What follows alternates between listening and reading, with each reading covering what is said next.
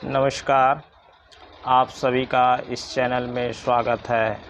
आज 16 अप्रैल है और आज चैत की पूर्णिमा का दिन है। इसी दिन हनुमान जयंती भी मनाई जाती है और इसका धूमधाम से भारत में प्रचार प्रसार भी किया जाता है। भगवान राम के भक्त हनुमान के बारे में भारत के सभी लोग अच्छी तरह जानते हैं। उन्हीं के जन्मोत्सव के उपलक्ष्य में हनुमान जयंती मनाई जाती है और बड़े हर्षोल्लास से मनाई जाती है।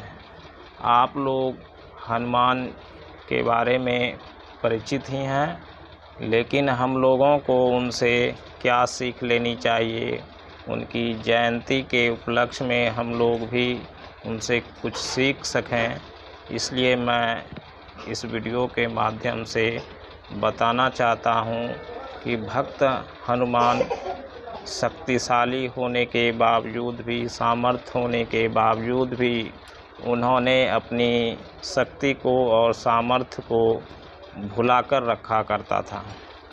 इसमें कहा जाता है कि उन्हें श्राप था इस चीज़ का। खैर, बात जो भी हो, कहने का तात्पर्य है कि हम लोगों को सामर्थ्य और शक्ति होने के बावजूद भी उसका गलत उपयोग ना करें। उस अपने सामर्थ्य और शक्ति को छिपा कर रखें, भुला कर रखें। उस सामर्थ्य और शक्ति का अहंकार हमारे अंदर ना हो, यही हनुमान जी से हम लोग सीख सकते हैं। और उसकी जब ज़रूरत हो अपने सामर्थ्य और शक्ति की, तो उसका उपयोग आप सत्कर्मों में अवश्य करें। यही सीख हम लोगों को मिलती है।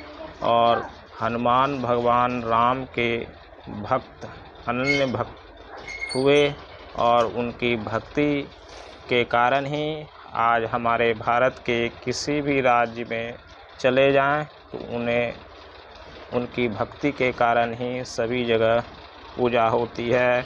यहाँ तक कि हमारे बिहार में तो प्रत्येक चौक, प्रत्येक चौराहे पर उनकी मूर्ति बनाकर पूजा की जाती है।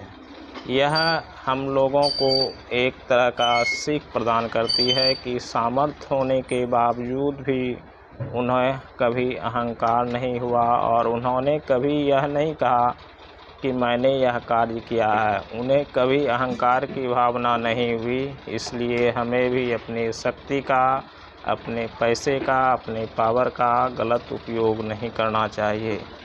आवश्यक हो, अति आवश्यक हो तो इसका उपयोग सत्कर्मों में करना चाहिए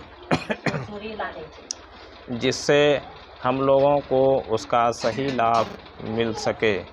इसलिए हम लोगों को भी इससे अच्छी तरह सीख लेनी चाहिए और अपने इष्ट के प्रति, अपने भगवान के प्रति, अपने गुरु के प्रति समर्पण की भावना अवश्य रखनी चाहिए, जो समर्पण भगवान राम के प्रति हनुमान जी को था।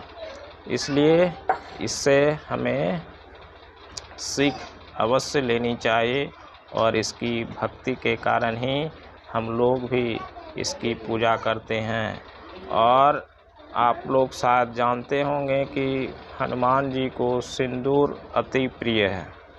उनको सिंदूर चढ़ाया जाता है और इतना ही नहीं, उनके पूरे शरीर में भी सिंदूर लेपा जाता है। इसके पीछे एक महत्वपूर्ण बात है कि जब भगवान राम रावण को हराकर, उनको मारकर जब अयोध्या लौटे, तो भगवान राम के अनन्य भक्त हनुमान भी उनके साथ अयोध्या लौट आए। और एक दिन जब उन्होंने सीता माता को सिंदूर लगाते हुए देखा तो उन्होंने पूछा माता सीता से कि आप सिंदूर क्यों लगाती हैं।